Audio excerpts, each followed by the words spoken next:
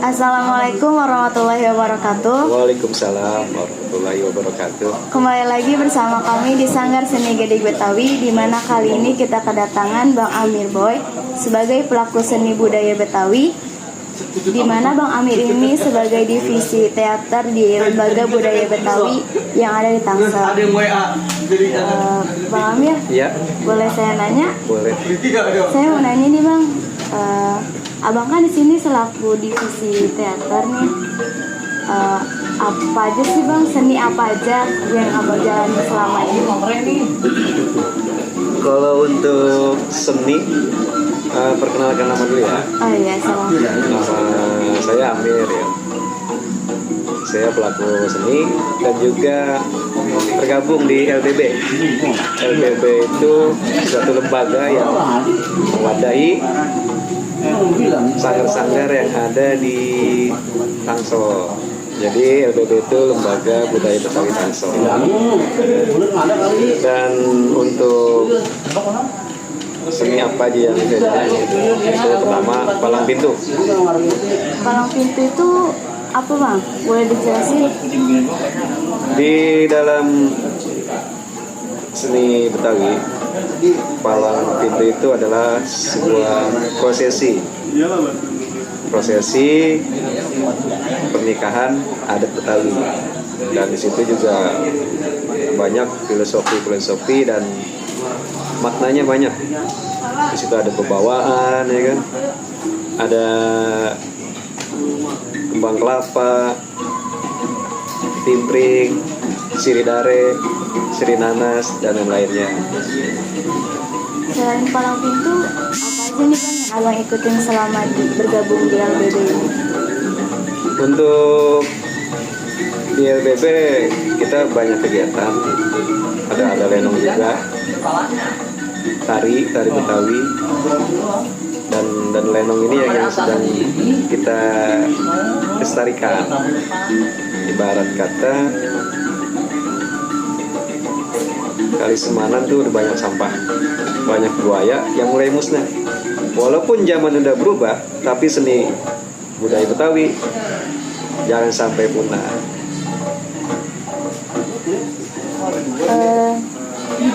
Di dalam sanggar ini, kenapa sih Bang kita harus melestarikan budaya Betawi?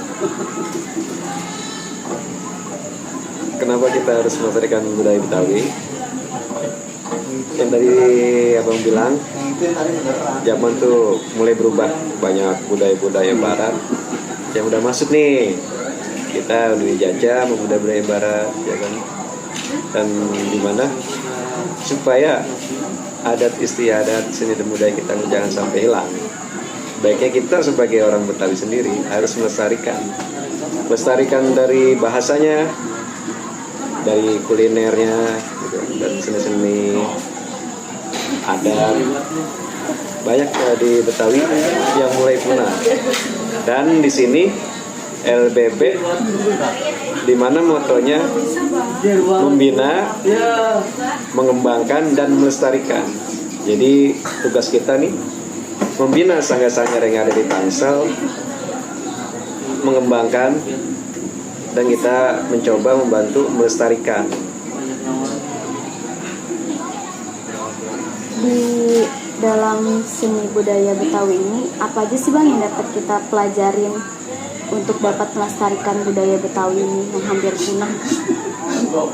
Untuk melestarikan ya, selama ini nih LBB buat festival. Jadi tujuannya supaya sanggar-sanggar yang ada di Tangsel itu semangat gitu. Jadi di situ dalam melestarikan budaya, yang pertama kita harus buat atau mendirikan padepokan, sanggar atau perguruan. Jadi di Betawi sendiri itu banyak silat-silat tradisi, ada beksi, ya, cingkrik, dan lain-lainnya. Jadi banyak yang harus kita gali lagi dalam melestarikan budaya Betawi. Kalau boleh tahu nih Bang, kenapa sih Abang itu mau ikut terjun dalam melestarikan budaya Betawi ini? Untuk saya kan orang Betawi sendiri nih. Oh, Abang asli Betawi. Asli Betawi. Jadi buaya mencari makan melata di pagi hari. Budaya harus kita lestarikan. Kalau bukan kita, siapa lagi? Saya orang bule. Saya mau nanya nih Bang, satu pertanyaan lagi. Ada nggak sih pesan untuk generasi muda kita ini, biar kita generasi muda yang sekarang ini peduli sama budaya Betawi kita nih? Ada nggak pesan dari Abang untuk generasi muda yang? Ya, untuk pesannya untuk generasi muda dalam mengisi kemerdekaan juga kan, kita meneruskan isi yang positif, dan ini tanggung jawab kita dalam melestarikan budaya, dan pemerintah harus turut campur tangan.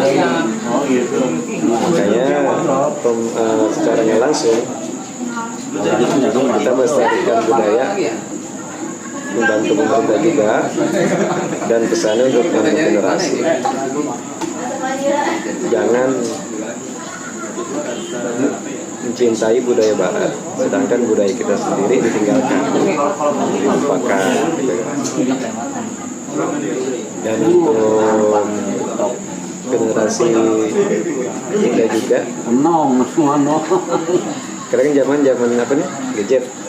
Iya, zaman gadget, jadi orang terpengaruh sama gadget. Iya, jadi boleh, tapi bagaimana gadget ini kita manfaatin untuk membantu dalam melestarikan, seperti bikin video-video gitu kan. Jadi itu sekarang kan banyak yang nonton YouTube, jadi bikinlah dari perguruan atau sanggar, bikin film pendek tentang Palang Bintu, Lenong. Jadi tertarik nanti yang nonton gitu. Jadi mereka pengen tahu Palang Bintu kayak gini, apa yang belajar gitu. Kalau zaman dulu ada YouTube, ada Google, susah gitu. Ayo Bang, ada satu pertanyaan lagi nih. Untuk Palang Bintu sendiri itu dimulai itu ada tuh sejak dari kapan nih? Palang Pintu, buka Palang Pintu. Ya. Buka Palang Pintu itu untuk kapan dan tahunnya memang belum ada yang sahih, tapi tokoh si Pitung di tahun 1903 pernah menjalankan dalam melamar Aisyah, anaknya Haji Murtado. Jadi Palang Pintu itu nggak tahu kapan dimulainya gitu. Jadi nggak ada sejarah. Nggak ada sejarah, tapi tokoh kita pernah melakukan sekitar tahun 1903. 1903. Waktu itu kan Jakarta masih kebon, di kota. Untuk pembawaan nih, kata Abang tadi di awal kan banyak pembawaannya. Salah satu contohnya itu apa ya Bang? Untuk proses dulu nih. Ya. Proses Palang Bintu, pertama kita rudatan. Rudatan itu mempelai laki-laki sebelum berangkat. Yang pertama minta izin kepada kedua orang tua, terus membaca Al-Fatihah, doa, dan membaca salawat dustur. Jadi setelah itu baru berangkat. Dan bebawaannya ada siri dare, siri nanas, buaya, roti buaya, ada kudangan, dan lain-lain. Juga ada juga zaman dulu ada bawa kambing, bawa ayam. Syarat palang pintu itu harus dipenuhi semua atau hanya syaratnya aja gitu? Kalau palang pintu kan prosesi adat yang syarat akan makna ya. Jadi ya syarat yang tertentu aja yang kita bawa. Jadi semua bebauan itu ada maknanya dan syaratnya. Nanti kita ulas panjang ceritanya. Dan untuk palang pintu sendiri di sekarang ini nggak cuma untuk pernikahan, dipakai juga buat penyambutan pemerintahan, acara sunatan, dan ada acara lainnya. Sekarang bisa kita pakai palang pintu. Dan palang pintu itu identik dengan pantun yang bermakna. Juga ada sambut silatnya juga. Dan sekarang difestivalkan di berbagai daerah. Biasanya festival itu memang harus dipakai itu pakem-pakemnya. Pengantin harus pakai baju gonggong. Biasanya itu dari pakaian Cina itu. Dan wanita.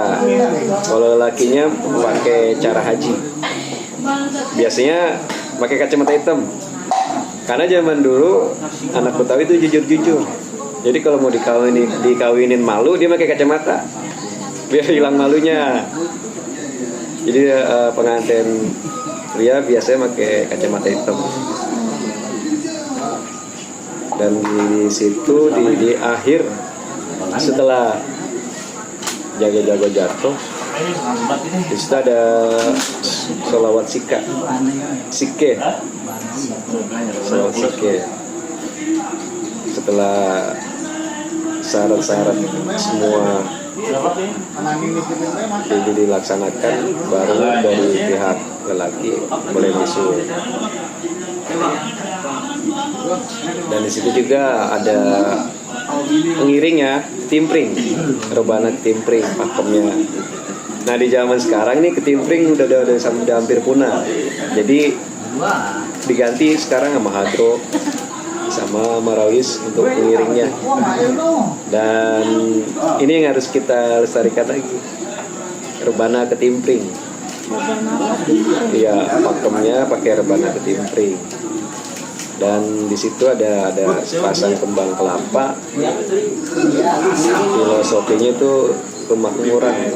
Sebagai seorang insan kita harus bermanfaat untuk lingkungan, untuk semua orang. Kenapa sih kembang kelapa? Katanya pohon kelapa, lidinya dipakai buat nyapu. Kelapa buahnya bisa kita makan, dan batang kelapanya kita bisa jadikan rumah. Dan juga di situ ada kain gigi balang dan kain ujung serong namanya, untuk MC juru bicara pakai jaspo dan ujung serong. Di situ ada gigi balang. Kenapa harus gigi balang? Kalau menurut saya yang pernah saya tanya, gigi balang itu kalau makan tanaman dia dikit-dikit, tapi lama-lama rubuh. Gigi balang. Ya, biasa kan di rumah-rumah adat Betawi itu ada yang gigi balang itu depannya. Gigi balang. Dan untuk palang pintu ini sendiri di LBB mungkin bulan November kita akan festivalkan. Acaranya di mana? LBB bulan November Di Kecamatan Pondok Aren. Kecamatan Pondok Aren. Insya Allah tanggal 15, 16, 17 November LBB akan membuat festival Lenong. rangkaiannya festival palang pintu, tari, dan lain sebagainya. Ini baru palang pintu. Mungkin nanti kita bicara tebet dangdang juga ada. Kita lanjut di yang pertemuan selanjutnya. Iya, tebet dangdang itu mirip palang pintu. Baik, demikianlah pertemuan kita bersama Bang Amir Boy. Terima kasih atas perhatiannya. Kita akan bertemu lagi di video selanjutnya. Terima kasih. Udah. Oji.